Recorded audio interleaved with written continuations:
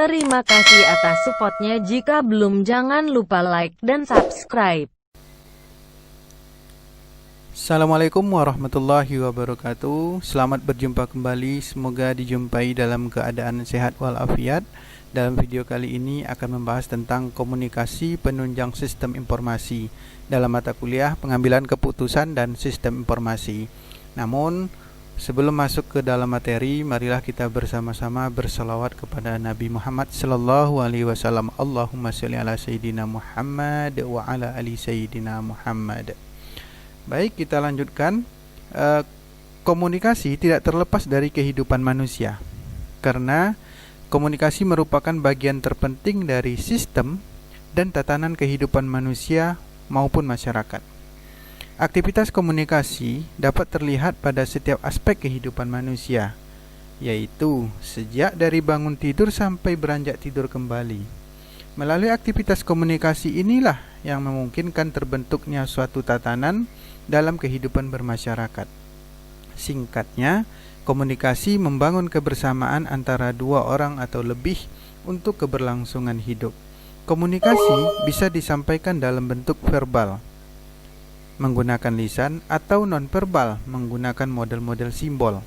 Yang jelas pasti, penggunaannya berkaitan erat dengan pengertian antara pengirim dan penerima informasi. Dalam komunikasi terjadi pertukaran informasi ataupun pesan secara lisan atau tulisan, bahkan melalui gambaran yang imajiner, sehingga informasi atau pesan yang disampaikan menjadi hiburan, pertukaran makna antara individu dengan menggunakan sistem simbol yang sama atau menganalisis suatu peristiwa. Kita lanjutkan. Definisi komunikasi menurut beberapa para ahli. Yang pertama yaitu Berelson dan Steiner mendefinisikan bahwa proses penyampaian informasi menggunakan simbol. Itu definisi komunikasinya. Kemudian yang kedua, menurut research, komunikasi adalah proses menghubungkan satu bagian dalam kehidupan. Selanjutnya, menurut Weaver, komunikasi adalah pikiran seseorang dapat mempengaruhi pikiran orang lain. Selanjutnya, dalam pendapat Janice dan Kelly, komunikasi adalah seorang komunikator menyampaikan stimulus dengan tujuan membentuk perilaku orang lain. Itu beberapa definisi dari para ahli. Dapat kita simpulkan, jadi komunikasi dapat dipahami sebagai proses penyampaian dan penerimaan informasi dari komunikator kepada komunikan untuk tujuan tertentu. Langsung masuk kepada fungsi komunikasi. Fungsi komunikasi ada beberapa fungsi, yaitu yang pertama, fungsi sebagai pengambil keputusan, berkaitan erat dengan mata kuliah ini, yaitu fungsinya memutuskan untuk melakukan sesuatu atau tidak pada kondisi tertentu atau kondisi yang dihadapi. Yang kedua, fungsi sosial, membangun dan memelihara hubungan dengan orang lain untuk kebahagiaan bersama. Fungsi sosial ini dibagi menjadi dua, yaitu yang pertama, untuk kelangsungan hidup individu itu sendiri, yaitu meningkatkan kesadaran pribadi, mencapai tujuan pribadi, kesenangan fisik, dan tampil dengan orang lain.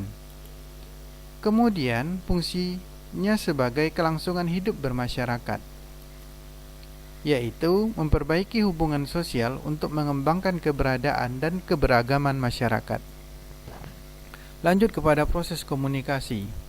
Proses komunikasi yang pertama, yang paling mendasar itu harus ada ide dan gagasan.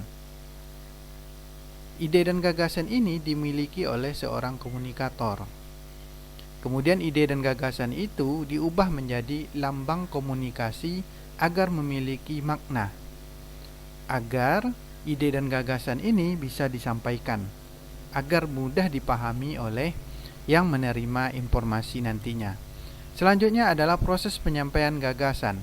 Setelah ide dan gagasan tadi diubah menjadi lambang atau simbol yang mudah dimengerti oleh penerima pesan kira-kira, maka disampaikan melalui media atau saluran yang sesuai dengan lambang komunikasi atau ide dan gagasan tadi. Selanjutnya prosesnya itu setelah menyampaikan melalui media atau saluran yang tepat diterima oleh komunikan atau penerima pesan.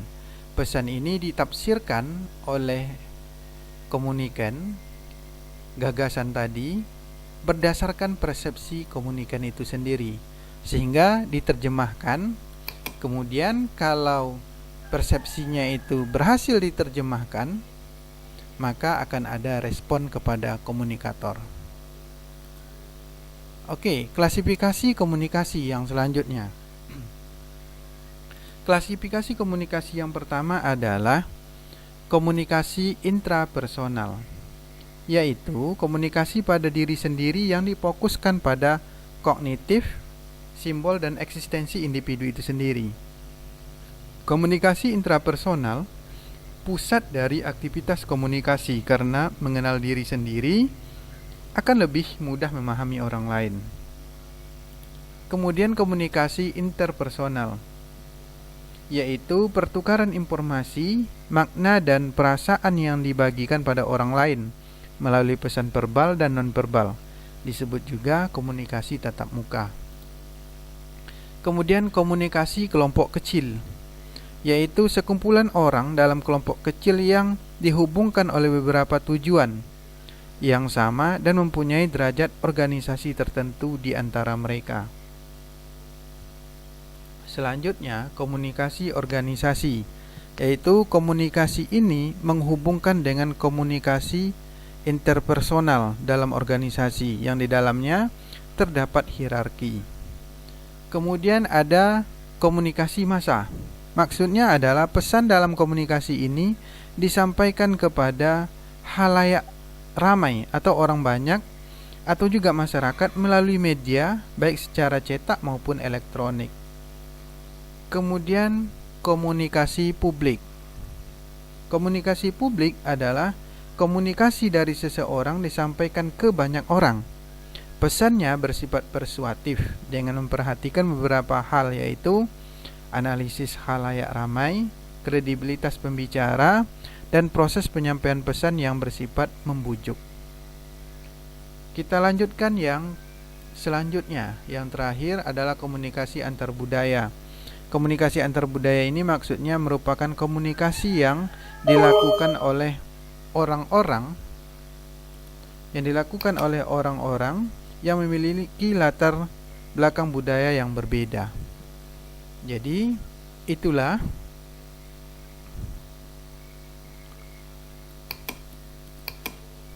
itulah komunikasi sebagai penunjang sistem informasi. Dalam mata kuliah pengambilan keputusan dan sistem informasi, ada proses komunikasi di dalamnya, ada klasifikasi komunikasi yang terdiri dari beberapa bagian tadi, dan ada juga pembahasan mengenai fungsi komunikasi.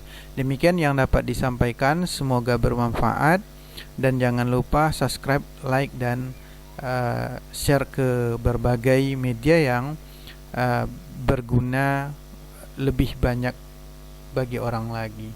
Terima kasih. Wassalamualaikum warahmatullahi wabarakatuh.